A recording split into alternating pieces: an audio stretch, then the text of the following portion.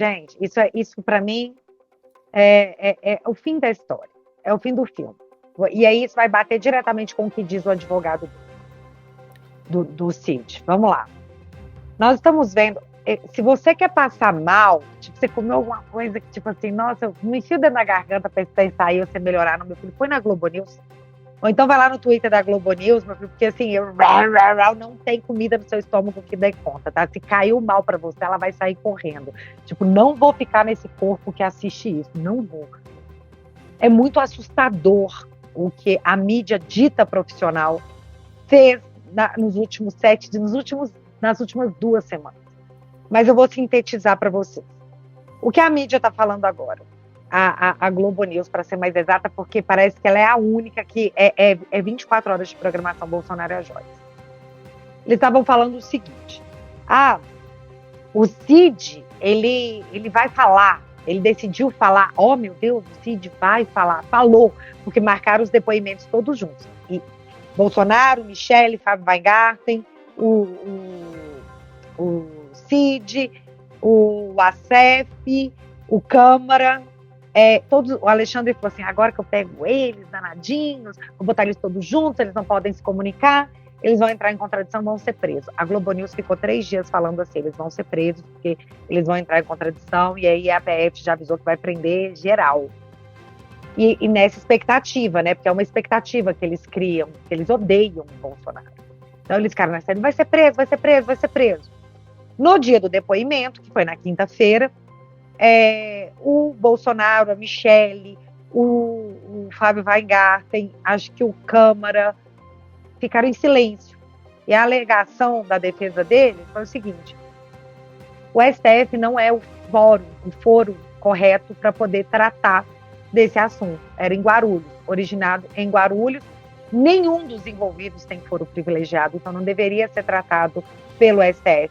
Para quem não sabe, não custa relembrar, a Lava Jato, as condenações do Lully primeiro foram anuladas porque o Fachin decidiu que Curitiba não era o foro específico, não era o foro correto, não era o natural, não era o juiz natural. O juiz natural, o Fachin, depois de 10 anos, entendeu, quase 10 anos, que era em Brasília.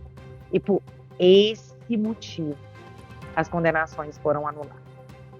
E aí nós estamos nessa repetição a ponto da Folha ter feito uma matéria com um jurista dizendo que o seguinte, que o Alexandre, magnânimo imperador, dono da coisa toda do universo, eu sei que ele se sente envaidecido quando a gente fala isso e a gente tem que deixar ele feliz. É assim que a gente faz em ditadura. Até o jurista da Folha falou que o caso do Alexandre tragando esse inquérito das joias para o STF violava o juiz natural.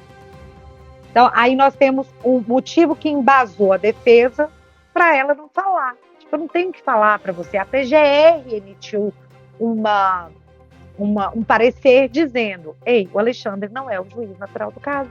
Não é. Então, a defesa pegou esse parecer da PGR. E você tem que entender uma coisa.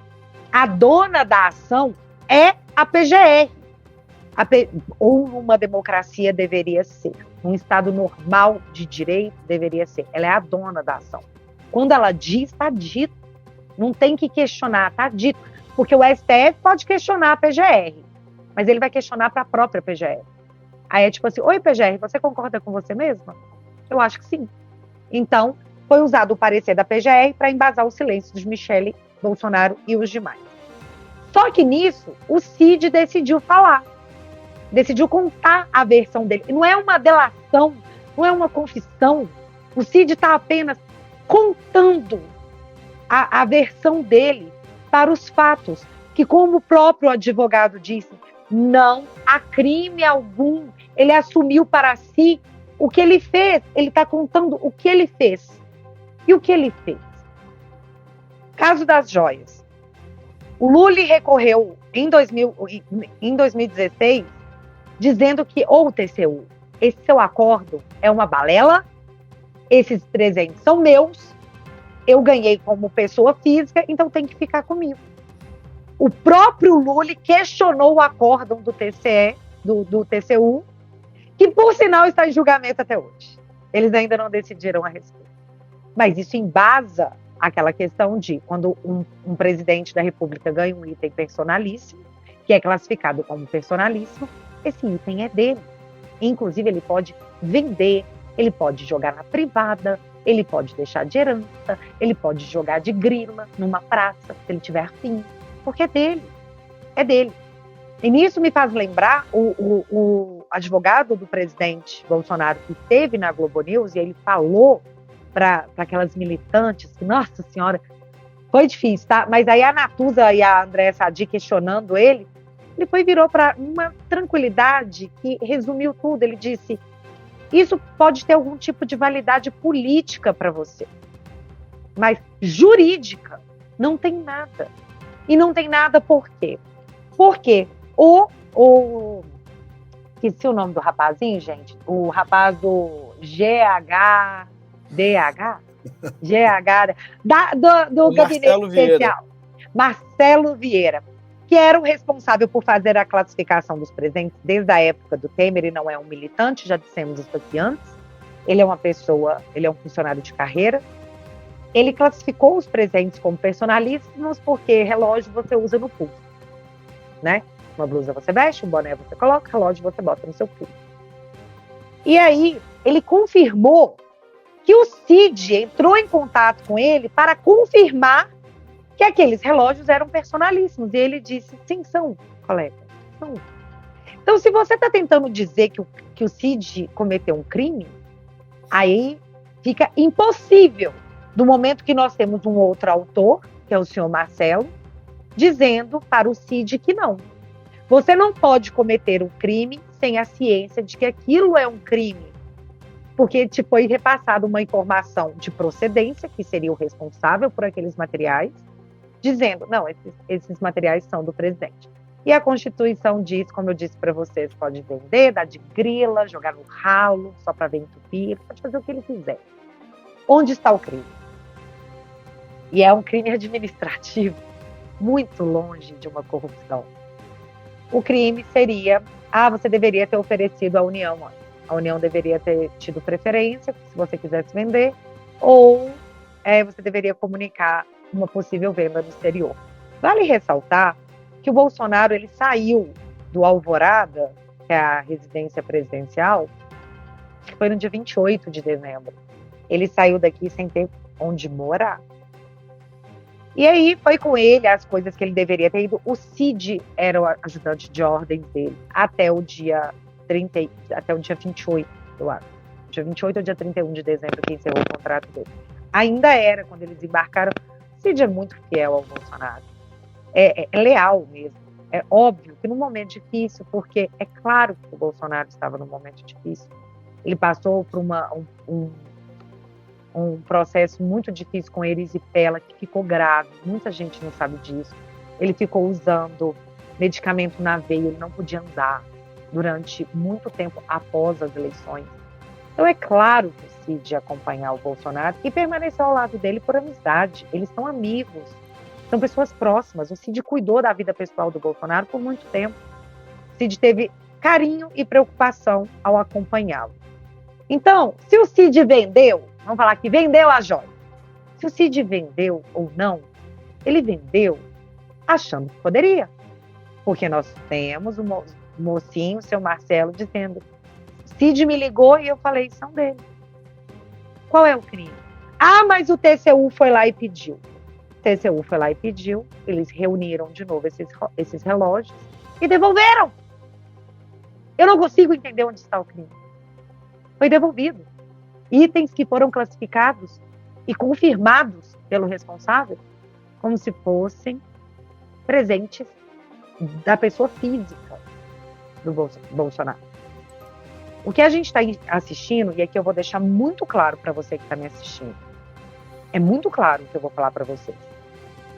A mídia está criando, com muito alarde e sensacionalismo, um monte de nada. Fica 24 horas falando um monte de nada. Vou repetir o advogado do Bolsonaro. Politicamente, para você, jornalista, pode ter algum tipo de relevância. Para mim, juridicamente, não tem nenhum, porque não tem crime. A mídia especula e diz 24 horas que houve um crime, vai ser preso, e Cid delatou, Cid não delatou nada. Cid não vai confessar nada. Cid está contando apenas o que aconteceu, o decorrer dos fatos.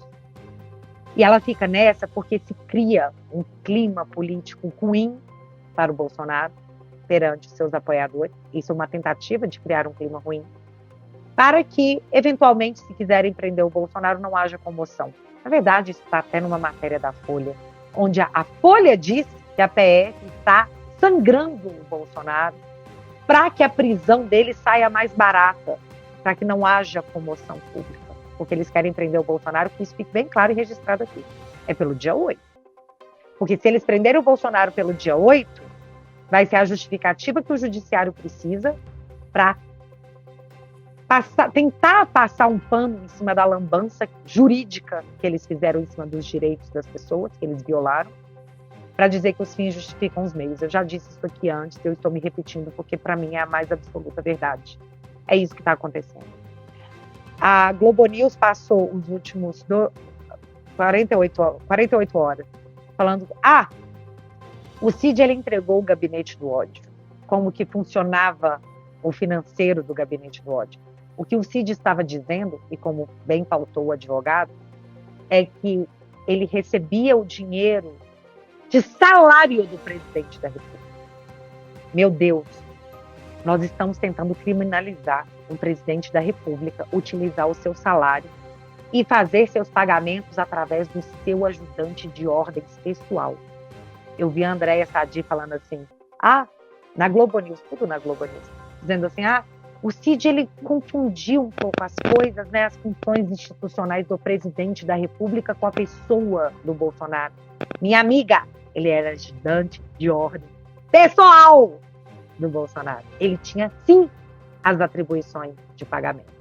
E aí o que a Globo News tentou vender para as pessoas como se fosse ele está entregando o gabinete do ódio, como funcionava o manejo financeiro do gabinete do ódio.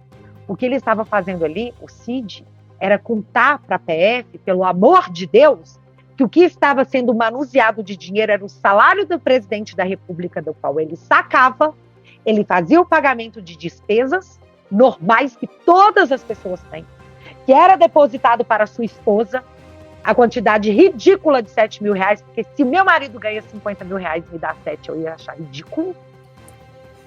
Dando R$7.000 para sua esposa, que é isso, em 8 meses, o valor total deu R$7.000 por mês. Fazendo o pagamento de contas ridículas de 300 e poucos reais, de R$84, porque esses são os valores frios que a mídia não conta. Porque ela quer que você pense que há uma organização criminosa. Que esse dinheiro que rodou na mão do Cid era de lavagem de dinheiro de sei lá o quê, da consciência da Andréia Sadi, porque ali nós estamos falando de salário.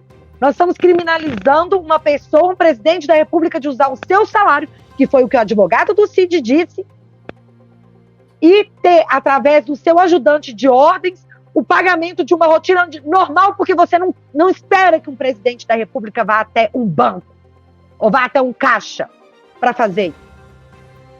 E eles entram na cabeça de todo mundo, eles estão entrando na cabeça de vocês, porque eles ficam repetindo isso incessantemente, como se mais nada acontecesse, porque se eles pararem de falar disso, eles vão ter que falar do Juscelino, eles vão ter que falar da Ibovespa, eles vão ter que falar do Lula. E não tem nada de bom para falar. Eles vão ter que falar do G. Dias, eles vão ter que falar das imagens apagadas do Flávio Dino. Eles não vão falar. Eles não vão falar, eles são militantes. Eles são militantes. Então é assim que você tem que tratar a informação que vem de militante. Você vê, você checa.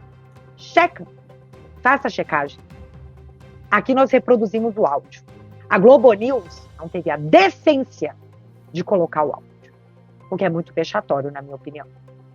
Então o que ela fez foi o seguinte, destacou alguns trechos, onde não ficava tão vexatório, e até no meu ponto de vista criminoso, espero que sejam processados por isso. Futuramente, quando o depoimento do Cid, que por sinal está gravado, venha se tornar público, eu espero que role um processo. Mas ela se deu ao trabalho de destacar os principais trechos não vexatórios do áudio do advogado, e eu vou passar os meus próximos dias aguardando uma capa da Veja. Mas, de novo, ainda bem que eu vou aguardar sentada. Desculpa, gente. Eu precisava falar sobre isso, porque isso está preso dentro de mim. O que a mídia está fazendo, ela é criminoso. Eu falava pornográfico, mas é criminoso. E você tem que entender isso. Que você é a resistência para essa informação. Jornalismo é credibilidade. Se a pessoa mentiu para você, acabou a credibilidade. E esse é o problema da grande mídia, da velha mídia, do consórcio. Eles passam por um problema de credibilidade. E aí você vai na internet e checa tudo que eles dizem. E quando você checa, quando você ouve o áudio do advogado, do próprio advogado, aí você fala, nossa, que doideira, que doideira. Vai ler 1984 quando você tiver um tempo. Você vai entender tudo. Se você gostou desse conteúdo, entra para a família para ter acesso a ele na íntegra no teatualizei.app.